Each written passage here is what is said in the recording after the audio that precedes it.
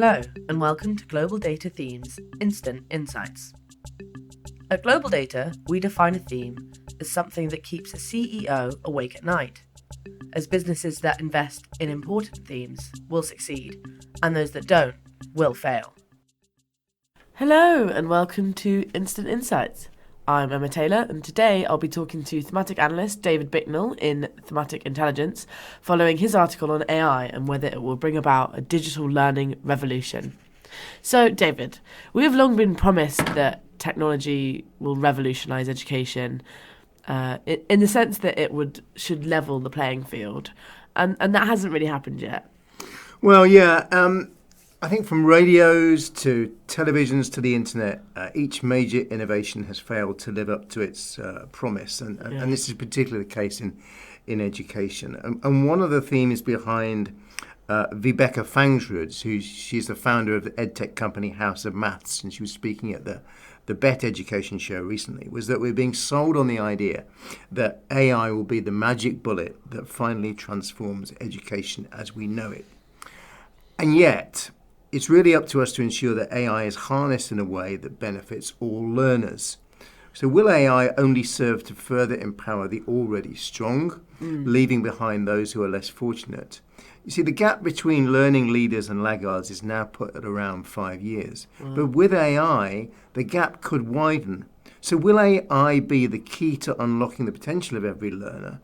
We're really not sure. And I guess that's one of the issues with developments like ChatGPT, is that we just don't know where this leads. Yeah, that is such a big gap, for the difference between 5 years or within, perhaps one classroom. That's, I guess it's always the topic in AI, like whether it will further entrench inequality or whether it could help, lessen that gap. Well, what's the government stance on this? What's the Department of Education doing about it?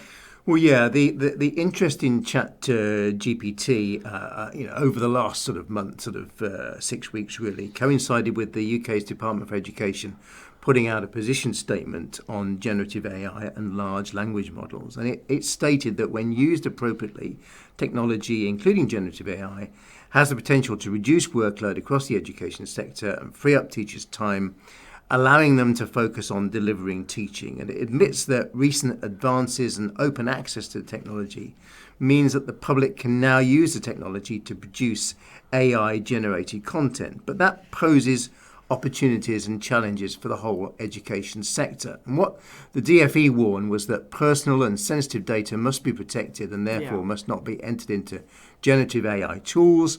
The sort of things you might expect, really, that education institutions should review and strengthen their cybersecurity, particularly as generative AI could increase the sophistication and credibility of attacks, and that they really must continue to protect their students from harmful content online, including that which might be produced by generative AI. So there's a lot of things there, and obviously the department has to think about how things like generative AI will affect education. Definitely, yeah. I mean, with all new technology, regulation often struggles to keep up with the rate of innovation. But what do you think the answer is? Should the technology be banned in education? Well, it's interesting. In a recent article for the New York Times, the author Kevin Roos wrote about how he'd given a talk about AI to a group of K-12, that's sort of the broad spread of education schools teachers, and also public school administrators, dealing with how schools would have to adapt to prepare students for a future filled with all kinds of capable AI tools. And while there were worries about cheating and the risk of how ChatGPT could produce misleading answers, one high school teacher said he'd used ChatGPT to evaluate a few of his students' papers and found that the app had provided more detailed and useful feedback on them than he would have in a fraction of the time.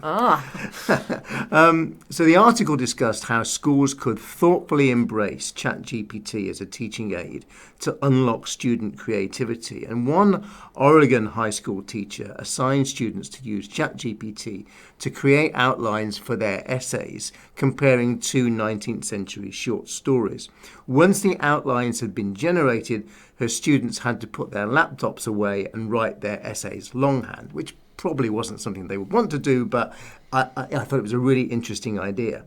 I think the optimum way forward probably lies somewhere between those who urge caution on using ChatGPT and those who advocate adopting it in a limited way. So I guess in response to the question, AI is changing education, is the digital learning revolution finally here? I think we can say, probably as a teacher might put it, wait until the end of the lesson.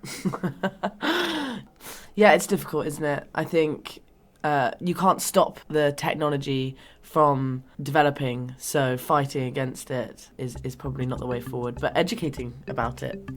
Well, thank you so much, David, for those instant insights. Thanks for listening, and from us in Thematic Intelligence, see you next time.